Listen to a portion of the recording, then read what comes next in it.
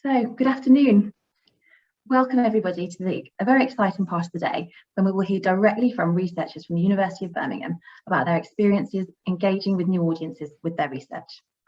My name is Lauren Deer and I'm the Research Engagement Officer here at the University of Birmingham, and I work within the Central Public Engagement team, supporting individuals and teams as they plan and develop public engagement activity. In this very exciting session, we have three brave volunteers who will be delivering their presentations Petra Kuchar style, where they've prepared 20 slides that will auto-forward every 20 seconds. If you haven't heard of it before, Petra Kuchar is a storytelling platform in a similar guise to TED Talks that's used across the globe to share experiences, ideas, knowledge, including the sharing of research knowledge with diverse public audiences. We'll be using an adapted version of the Petra Kuchar style today, and I'll introduce three of our speakers, one after the other, and then at the end we're going to have some time for your questions and hopefully answer them. The question and answer function is enabled today, so please share your thoughts and questions as they arise, and we'll cover as many as possible at the end. So without further ado, I'd like to introduce our first speaker today, who is Laura Harford. Hi, Laura. Laura is a final year PhD student. She's currently studying in the Centre for Liver and Gastrointestinal Research at the University of Birmingham. Laura was a student on our PG CALMS module in 2020 when the pandemic hit. The module delivered via the graduate school at the university introduces postgraduate researchers to the theory of public engagement and supports them as they develop activity. Laura's project really impressed the module's assessment board, and I hope that you enjoy learning more about her experiences. So Laura, whenever you're ready, if you want to share your screen, and you can start. Yes.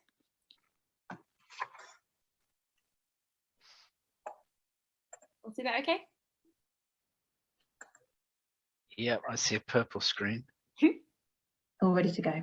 There we go. All good. Looks good. I'm Laura, and I would like to take you on my journey from lab to laptop, talking through how I learnt to share my work online as part of the PG CALMS module, but also how you might be surprised at how accessible this is, even if, like me, you didn't really have any experience with digital public engagement, or maybe weren't quite as confident. So for me, public engagement starts at home. Most of my science communication skills were developed sitting around the dinner table with friends and family, discussing everything from genetically modified rice to adverts on keratin shampoo. And this is where I learned to talk about my research with different audiences and where I found my love for public engagement. When the pandemic hit, I knew I wanted to continue to be involved in public engagement, but I wasn't quite sure how to do this now that we'd lost the ability to communicate face to face, and I'd lost the environment where I'd become comfortable talking about my research to different audiences.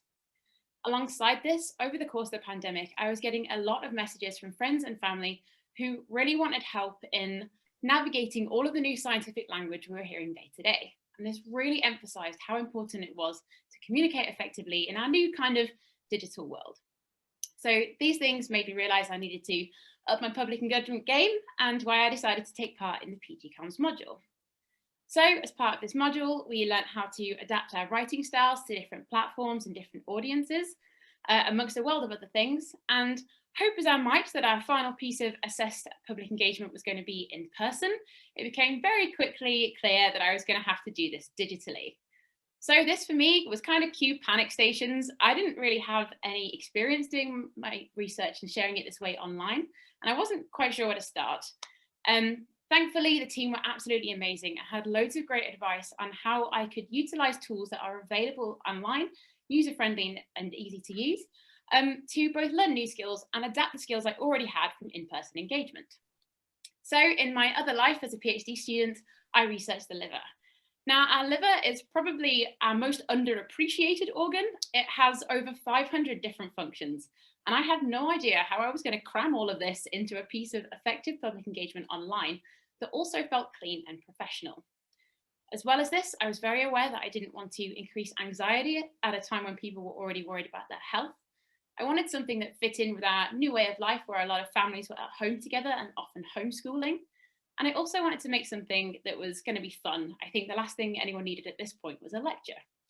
So I decided to make an informative yet adorable animated video that was informative and helpful for adults, but accessible for children. Big issue here is that I actually don't know how to make animations. Luckily for me, there are a huge number of easy to use and free online tools that can do all of the clever bits for you. So I decided to use a platform called Biteable, which has hundreds of pre-made short animated clips that you can build together to make a longer video. With a nice pink colour scheme, this little animated robot became a fairly convincing liver. And with a bit of creative thinking, I could use the animated clips that already existed to get across the key messages I wanted people to know about your liver and how to look after it. However, I didn't need to completely forget all of the skills I'd learned up until this point. So by filming myself doing a demonstration of a nice, easy experiment people could do at home, I could add an element of interactivity to the video, as well as something that hopefully made it more fun and memorable, and maybe even a tool for homeschooling. However, at this point, this is just me yelling into the internet that the liver is amazing and we should all look after it. And I haven't really managed to capture that kind of round the dinner table conversation part that's key for public engagement. I also didn't have a particularly good way of evaluating what people were getting from it, aside from the likes and shares that I was seeing on social media. So I decided to incorporate everyone's favourite lockdown hobby, a quiz. So again, the quiz was on an online platform that did all the clever bits for me. I just added the questions. And this meant I could see if people remembered the facts that they'd seen in the video. I could cram in a few more awesome bits of liver information, and I could straight up ask people if they'd actually learned anything new. This also gave me the opportunity to incorporate my favourite piece of in-person public engagement, which is our sugar board. So this is used in a conversation where we talk about the fact that our sugar intake also really impacts our liver health. And we can help people learn to look after their liver a little bit better by understanding the sugar content of different food items. So an evening spent counting out sugar cubes onto my kitchen scales meant that I could create a version of this that fit in with my online quiz, but was still really visual. And amazingly, I saw really similar responses to this quiz question that we saw when we do it in person, including a very misguided level of trust in how healthy chocolate raisins are.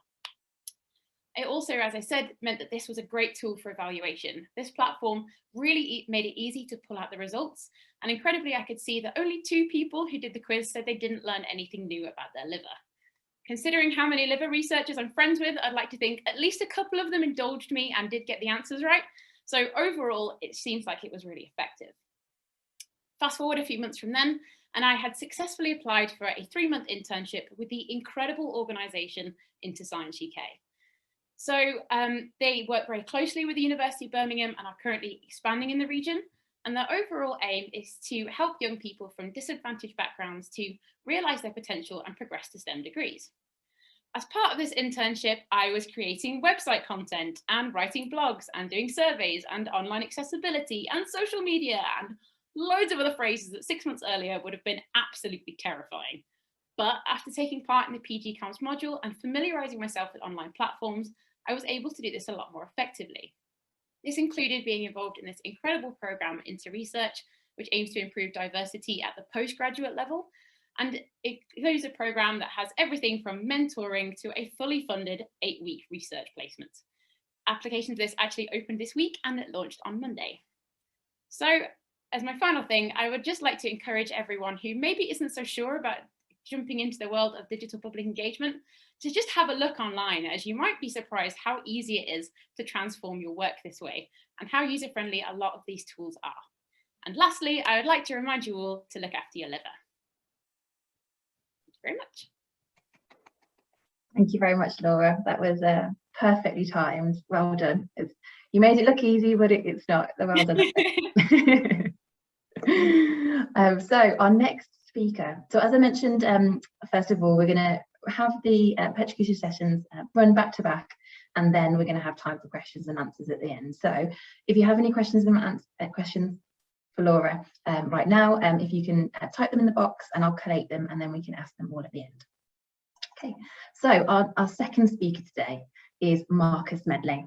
So Marcus is a PhD student from the School of Biosciences, whose passion for his research took him to one of the most remote places in the world. His experiences there not only included developing new tracking methods for local wildlife, but he also exposed him to new ways to communicate his research to audiences large and small. So Marcus, if you're ready, whenever you're ready, you feel free to start. Fantastic. Thanks for the great introduction. So I'll just share my screen.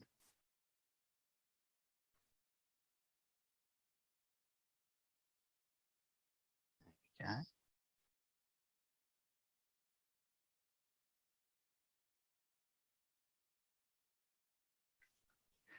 So I'm Marcus Smedley, a PhD student from the School of Biosciences at the University of Birmingham. My research looks at the travel routes used by wild Sumatran orangutans to understand the cognition behind their travel routes and what physical forest features and resources guide them. So for this research, I sought a wild population of orangutans that were used to being followed by researchers in a forest that was not disturbed by humans. This was actually quite hard to find, but I found what I required around Ketambe Research Station in Sumatra in Indonesia. So Ketambe was a world-renowned wild orangutan study site from the 1970s until around 10 years ago. It was recently rebuilt by an Indonesian NGO. I set up an exciting new collaboration between the University of Birmingham, Siti Kuala University in Sumatra, and Forum Conservation Luzur, the Indonesian NGO. So shortly after arriving in Indonesia, I was invited by my Indonesian academic counterpart to do a talk at a local school. I shared with the children my excitement for understanding wild orangutans, talked about what an amazing national park they have on their doorstep, and what animals they might find there. So this was an incredible opportunity to inspire local children to get involved in the conservation of their national park. It was also a great start to this new collaboration, for not only were we mixing together our two universities internationally, but also linking with the local community.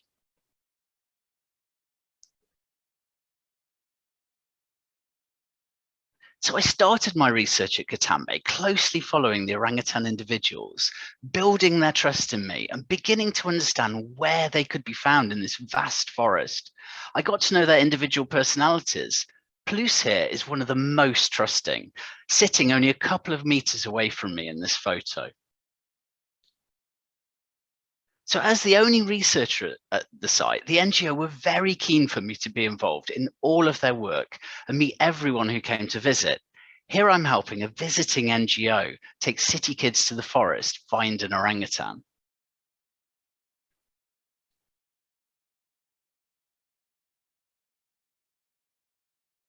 So this work led to me being filmed and interviewed for a short YouTube film where I talked about the importance of children being aware of the natural world and its conservation at a very young age. I was beginning to feel very at home talking to the public about my orangutan research.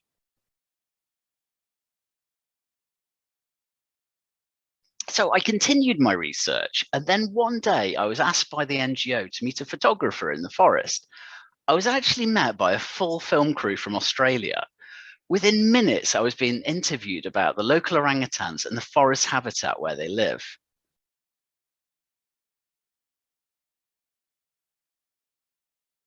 So during this filming, one of my study individuals, Chani, turned up in the forest right behind us. She proceeded to make a night nest, so I was filmed talking about the nest making process while she made it right behind me.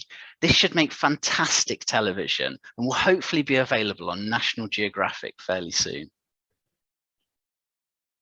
So next, I was introduced to a team of South African researchers and award-winning wildlife filmmakers who were making a film about rhino conservation and their journey around Indonesia. They joined me in the forest, filmed me following an orangutan, and interviewed me about orangutan conservation. Their independent film should be released very soon. So Francois and Willem have been a huge encouragement to me with their immense enthusiasm for research, conservation, and wildlife filmmaking. They've continued to actively encourage me long after this filming. We plan to meet again at Ketambe when they will place GPS collars on the elephants, which I'm sure will be another filming event. Then, during a short break from research, I found myself in Kuala Lumpur, Malaysia, at a backpackers hostel. The owner is very interested in orangutan conservation, and before I knew it, I was given an evening conservation talk to a group of excited backpackers. So this opportunity was great and making me think and explain why my research is relevant to the world at large, which is something that we all have to do as researchers. And this backpacker audience were really keen to understand how they could personally help in the conservation of orangutans.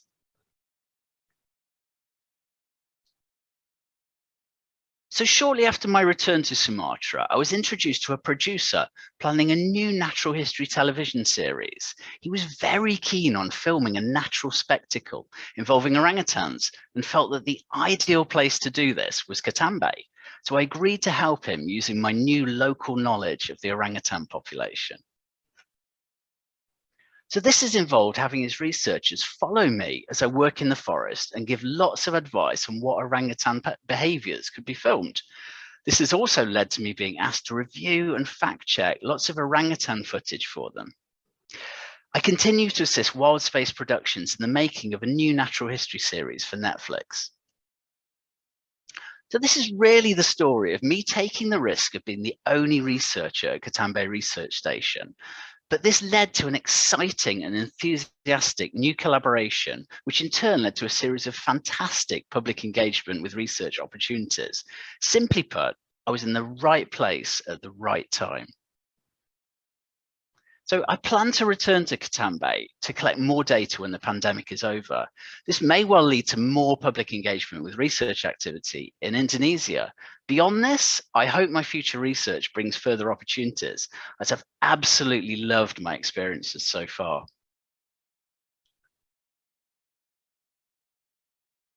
So my advice when greeted with these opportunities would be to just relax, talk, and enjoy. Most of my opportunities have happened in the rainforest, the most relaxing place possibly for me to talk about orangutans. So I would also suggest being interviewed wherever you feel most comfortable. My further advice would be just to say yes to every public engagement opportunity.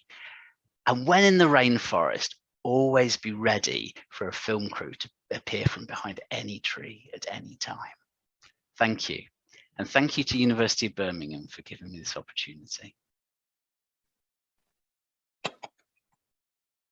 Thank you, Marcus. That was lovely. It was really good. Thank you. When we were discussing before your talk, you also told a nice story about a baby. I don't know whether you want to share that. Yes, Channy, who was actually in the talk just then, who came and appeared and loves TV crews, film crews. Channy is 16 years old and just had a new little baby. And I was there a few days afterwards, after the baby was born. And it's now called Marcus, because as the first person to meet the baby, you get to name the baby. And they all encourage me to call it my own name, Marcus. So there you go. I hope Marcus is doing all right in Indonesia. I love the thought of a baby around town called Marcus in Indonesia. That's lovely. It's quite funny. It's going to be quite interesting when I go back and research and like, so what orangutan we're following today? Oh, Marcus. Isn't that your name? Oh, yeah. Oh, there you go. I think you might still be sharing your slides. So I don't know whether you're able to just dip it down. No, that's great. Thank you. Wonderful. And last but not least, we have our final speaker today, who is Derren Cresswell, a research fellow at the School of Geography, Earth and Environmental Sciences. Derren's approach to engaging the people of Birmingham in environmental research puts them at the centre of decision making, leading to bespoke experiences that are tailored to them. And I hope you enjoyed his talk and learning more about that process. Derren, whenever you're ready.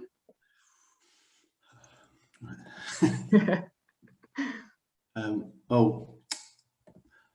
just realising at the end of my presentation I was practicing. I just need to go to the front.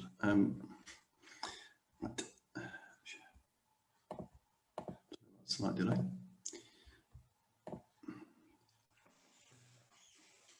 So I'm hoping you can see that. Yeah, looks good. So as Lauren said, I'm Derren Cresswell, a fellow in public engagement with science. So what does a fellow in public engagement with science do? Well, this Tuesday, I went to Lozells to do a neighbourhood walk with a group of young leaders from St Francis Primary School. I'm sorry, I was hoping this would flip by now, so I might have to re-stop sharing and do it again, because that doesn't seem to be working. It has been, I promise you. So just, I'll try it again. That's the only thing I can think of. Apologies. No, I think you can auto forward as well by flicking. Okay, yeah. I can't count to 20 and talk, that's the problem. Why is it not working? I don't know if it, well, maybe because yours worked, so it must be me. I'll auto. If I have to auto, I'll try and keep it brief, all right.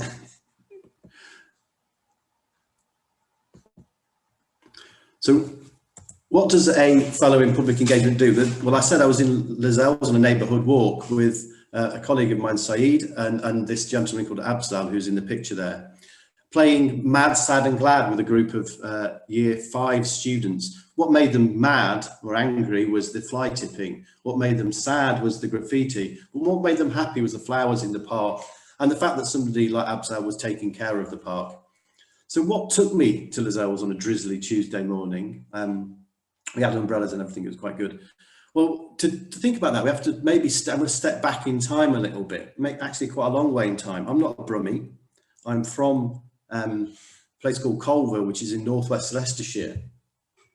And that has some old pits and some mines and some quarries, which I spent a lot of time messing around in when I was a young person. And that gave me a love of the outdoors and environmental science. Fortunately, I was good at school, but more importantly, I was supported by my family on the right here, who encouraged me to go to university, even though they'd left school at 15, which was not uncommon in those days in that area.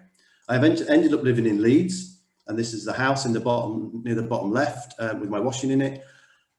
And when I was working there, in an inner city area, I was working from home for quite a bit of that time, which left me potentially feeling a bit isolated, as we've all maybe experienced this year potentially. But these two organisations, Unity Day and the Cardigan Centre, the larger building there, kind of kept me rooted in my community and gave me, I volunteered for them, they gave me some real good experiences of working to, about the positive aspects of working in a diverse inner city environment. So why did I tell you all that? Well, sometimes it's important to give a little bit of yourself and tell a little bit of your story if you want to build trusting relationships. And quite often you have to do that if you want to do community and public engagement, especially at a grassroots level, especially with communities. Eventually, I came back to university and did my PhD in geology, which was what I did my original degree in. And this is a figure from my PhD about the continents splitting apart. So in the east there is Western Europe, and in the west there is North America. But a lot of this research happens, and you go and work in the oil industry, which you've done it. I didn't really want to work in the oil industry. So fortunately, I ended up being the Public Engagement Fellow, and eventually I ended up being part of this Engaging Environments project. And here's some members of my team from a whole range of universities. This has taken a year or so ago, before the pandemic. And part of that was to change the status quo of engagement. Now, one of the partners on this project is Citizens UK Birmingham, and they're a social justice charity, and this is their members in the Great Hall at Birmingham. And my colleague here, who's in cartoon form there, Saeed, often says and agitates a little bit that it's the only time that the Great Hall really looks like Birmingham, which I think is a really nice phrase. Now, Citizens UK, they have member institutions, they have schools, community organisations, faith institutions, and universities and other larger partners, and the university is one. And what that does, it provides an equitable and accountable relationship with these organisations, because we're all members and they all only have one vote on what the campaign's going to be. So now I've said all that, it's worth saying I used to go to Zels quite regularly, because we've all stayed a lot closer to home this year than we would have liked, mainly because Citizens UK is based at St Mary's Convent, who have been doing social justice work in the city for over 100 years when they were agitating kind of business owners who had all the factories. I used to go to Les Elves to look and work with Aspire and Succeed. Now, this work that they've been doing, I haven't really done this myself, but I'm really interested in how they did it. What I was able to do was connect them with an undergraduate student who did a kind of report on the work that they've done, so that she kind of put a kind of academic slant on it, and they use that sometimes if they want to look for future funding. Meanwhile, in Tyseley and Hay Mills, similar organisations, Cowartine Creative Minds and Arts in the Yard, are doing similar ideas. They're bringing planting and nurturing green space, because they want their area to be nice. They want to have an ecological dimension. They want this biophilic city that academics really want too, for quite often for different reasons. But it's not just street planting. Communities I talk to, they care about climate change, they care about air quality, they care about safe access to active travel. And that's some of the other things that Citizens UK campaigns on. However, a lot of the work, especially over the last year, has been around green space, and I've been fortunate enough to now and again, when the kind of restrictions are to get out. For example, Incredible Surplus have a community allotment plot to think about food justice in the city and think about how they might go around a community-led market garden. Fruit and Nut Village, you've just missed, put in kind of forest gardens along the River Ray. So one of the things we've done in Engage with Environments is bring some of those partners together to do this community of practice. And it tries to do what UKRI say, that where research is created, used, challenged, valued and shared by all. So we come together to share community and academic perspectives. So in the meetings, we'll often have an academic speak and a community partner speak around themes such as wellbeing and green space, diverse perspectives on green space, about littering and fly tipping. And these logos are just some of the organisations that have taken part in those forum and shared their ideas along with my academic colleagues.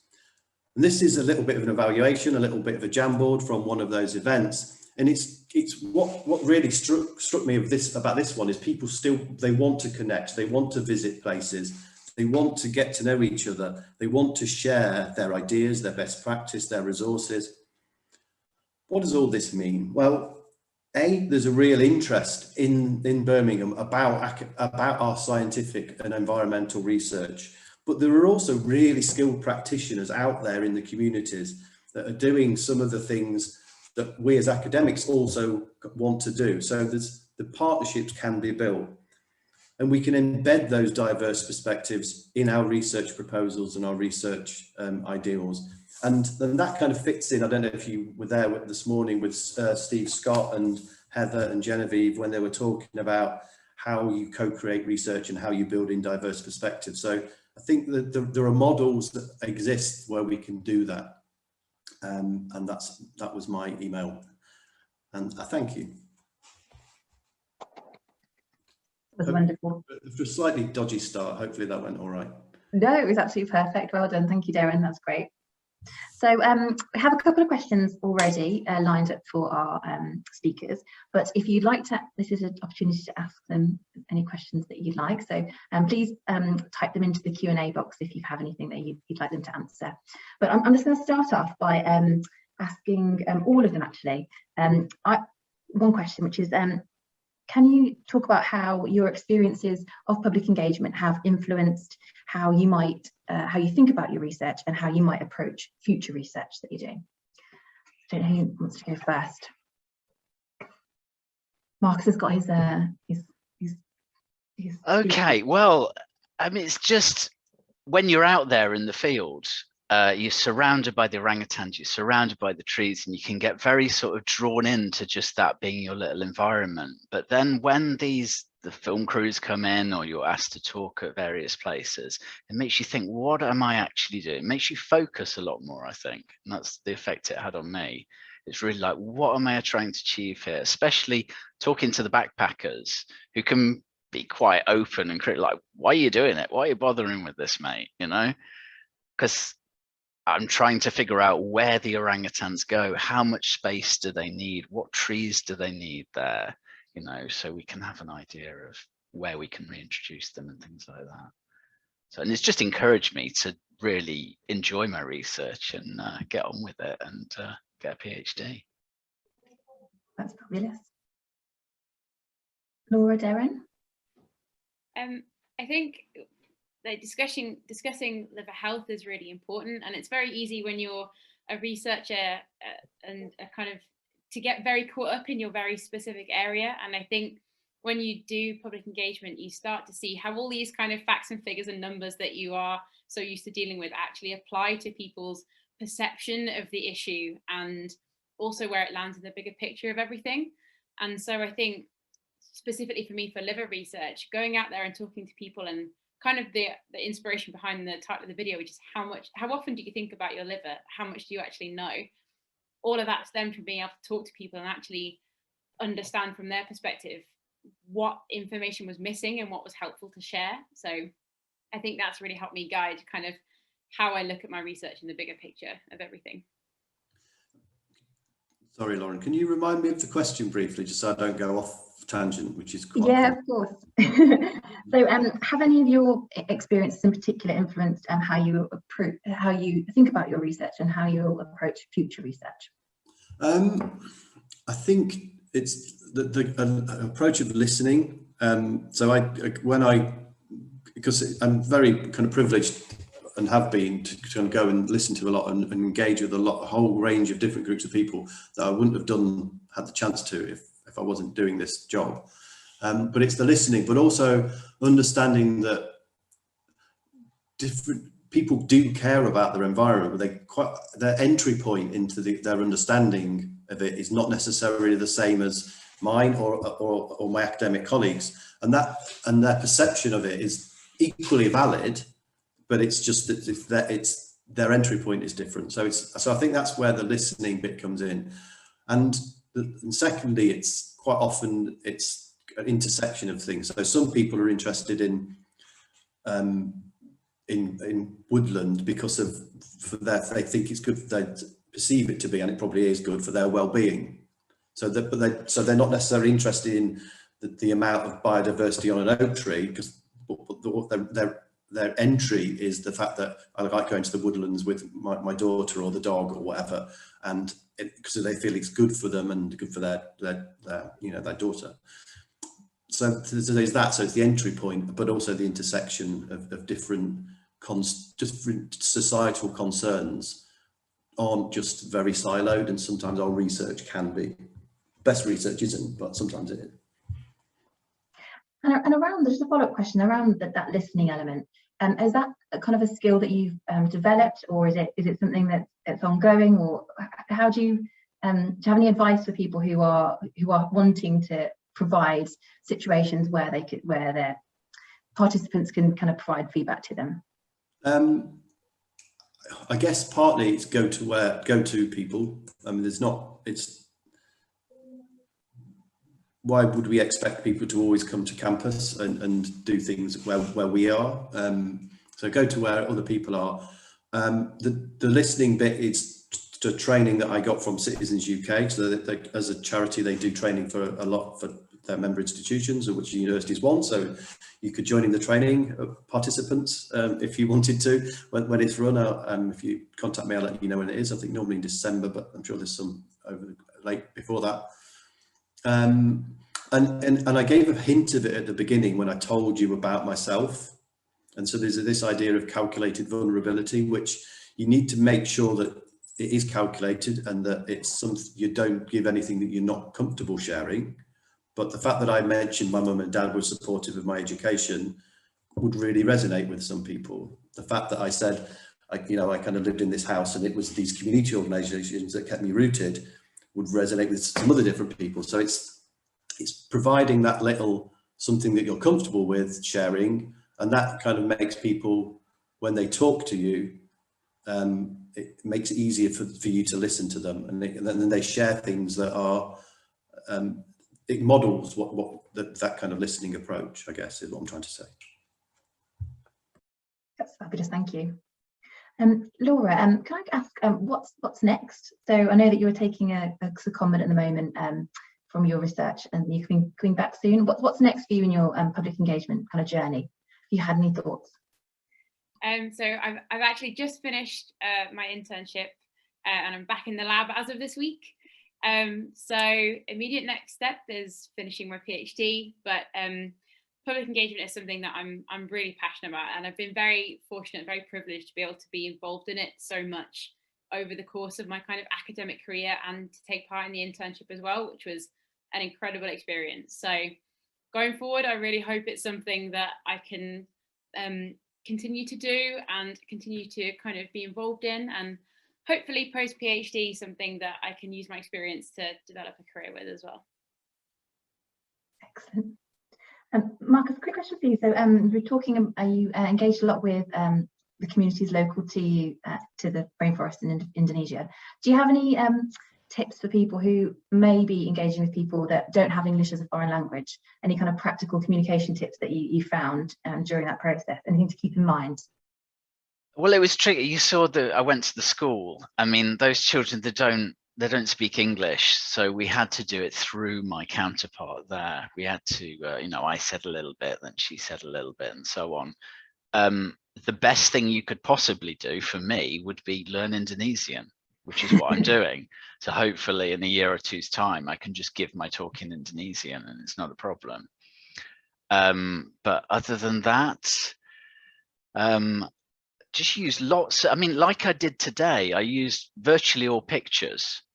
So whatever language people are, even if you can't communicate whatsoever in your talk, if you've got a load of pictures there, they can get a lot more information, understand a lot more. So if you show a picture of a forest, well, what was a forest chopped down, an orangutan in the middle of a field with no home, that can say a lot, and you don't even have to say a word to get that across. So using lots of pictures would be my suggestion, and that, which is what I did when I spoke to the school and other things I did out there. Excellent, thank you. And one final question, which I think we'll end on for Derren. So Derren, for people who are embarking on maybe a partnership with a community group or a new organisation, do you have any advice to people as they are developing those partnerships or relationships that they can use to kind of promote an environment? I guess you kind of have to start off with kind of understanding what they, you know, kind of what they want out of it fundamentally. And that sounds brutal, but that's fundamentally why they would be doing it, and also to build them in to the project as, you know, as a participant, as funded participant, if that's the way they work, you know, because pay them. yeah, yeah, but it's not just pay them.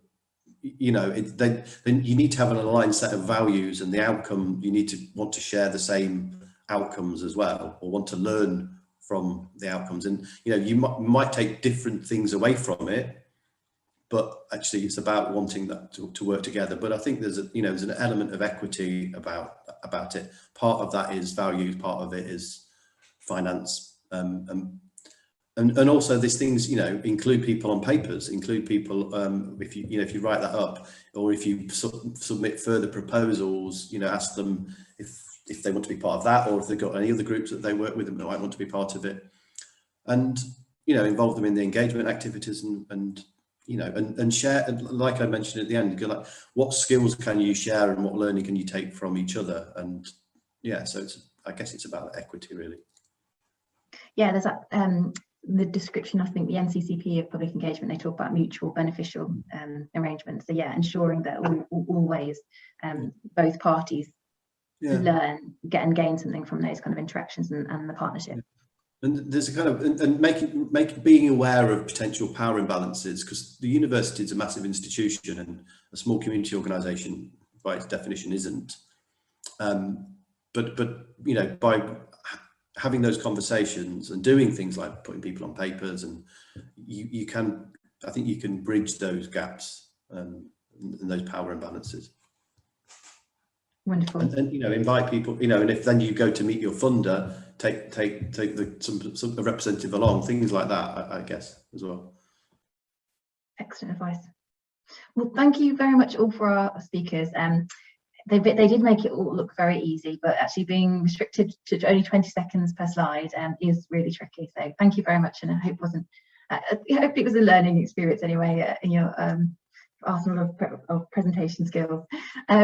So just on to the next session. So, oh, actually, before we do that, I just wanted to mention that, so this is obviously a tiny snapshot of the kind of activity that's happening at the University of Birmingham. And we would really like to hear about all your fabulous work. So if you are a researcher at the university doing some engagement activity, please get in touch with us within my team. So you can contact me directly. I'm in the university list, and then also you can have a look here. We're on Twitter, so you can kind of follow us and get in touch with us that way. So please get in touch with us. We want to find out about your work and also find out how we can support you with your work in the future. Coming up in 15 minutes, so you've got time for a cup of tea before that, we have our next session, which is a series of workshops. So the workshops are taking place again in individual sessions, and our first workshop is delivered by professional storyteller Anna Konos-Wedlock, who will be doing a session all about engaging in online environments. Our second option is has two fantastic speakers, Paul Carney, who will be using his 20+ years experience of engaging young people through arts to talk about how drawing can be used to engage new audiences research. And he'll be joined by his previous academic collaborator and professor at the University of Birmingham, Alice Roberts.